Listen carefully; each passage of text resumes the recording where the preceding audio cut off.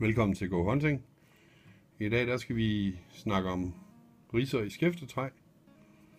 Og det er jo noget af det kedelige, der sker, når man er på jagt og bruger sin riffel. Så kommer der jo til tider, hvis man er uheldig, nogle ret grimme hakker og trykmærker og ridser i. Og det vi skal kigge på i dag, det er, hvordan man sådan rimelig simpelt kan gøre noget selv for at få dem væk. Det vi skal bruge, det er sådan en god våd klud, fyldt godt spadet op med vand. Og så en loddekolbe. Jeg har en loddekolbe her, jeg købte i Nyborg for 149 kroner. Og det der skal ske, det er, at vi sådan set varmer området, eller vi varmer kluden det sted, hvor der er et hak. Og så damper vi simpelthen med loddekolben, så presser vi simpelthen damp ind i træet, så træet det vil rejse sig op igen. Det der er med sådan nogle hakker her, det er faktisk nemmest, har jeg fundet ud af, at reparere det, når det lige er sket, altså når det ikke er alt for gammelt. Hvis det sidder i flere år, så kommer der tit skidt i, og det bliver sværere og sværere, man oliebehandler det flere gange, så bliver det sværere og sværere for det her hakke op igen. Men det foregår simpelthen ved, at man tager sådan en loddekolbe her, og så vil vi finde hakket der. Hvad er for et af dem, vi vil have væk.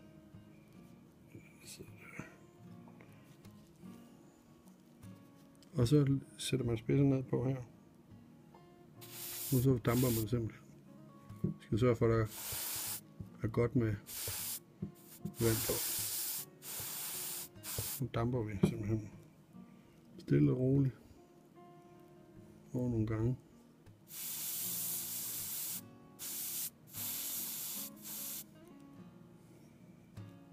Og der er se nu, den er blevet mindre nu. Og det, der er sådan noget her, det er, at sådan nogle trykmærker her, det er langt det nemmeste at få væk. Lige så snart der bliver fjernet materiale, så bliver det rigtig, rigtig vanskeligt at få dem væk. Så trykmærker her, de er sådan rimelig taknemmelige. Sørg for, at der er godt med varme på hele tiden.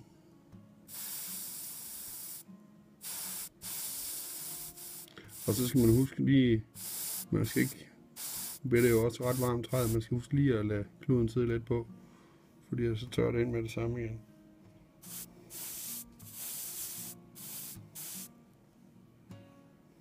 Så kan man gentage processen.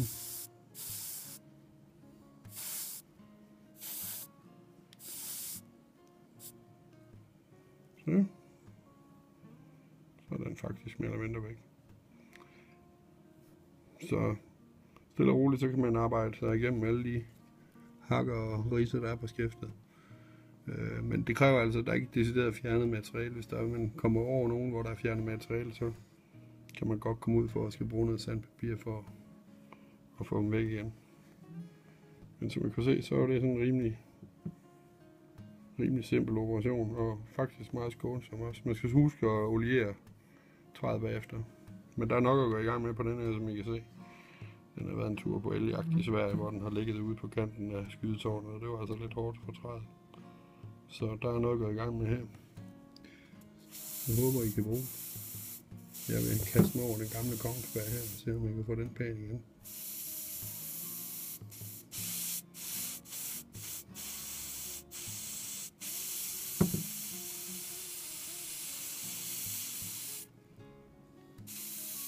Jamen, så er vi ved at være færdige med at dampe. Det synes jeg selv bliver sådan rimeligt, hvis man tænker på, hvordan det ser ud.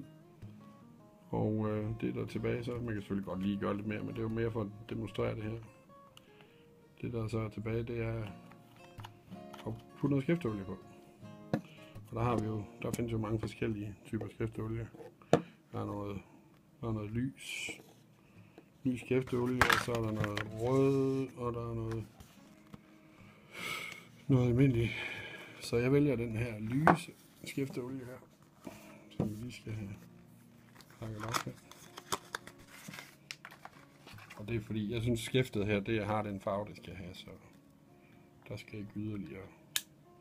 Man skal passe lidt på med skæfteolie, der er for rød, fordi det farver helt ekstremt. Sådan. Og så er det ellers bare at mætte træet igen. Sådan der. og så lige lade det sidde lækkert og trække lidt. Det gør ikke noget, man kører. Man kan heller give hele skæftet, når man nu er i gang. Så er man sådan rimelig ensartet. Så det var ugens tip. Jeg håber, I kan bruge det.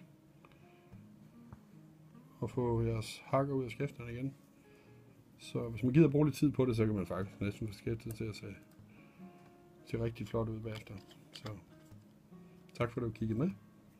Husk, du kan altid finde flere tips og gode idéer inde på www.gohunting.dk.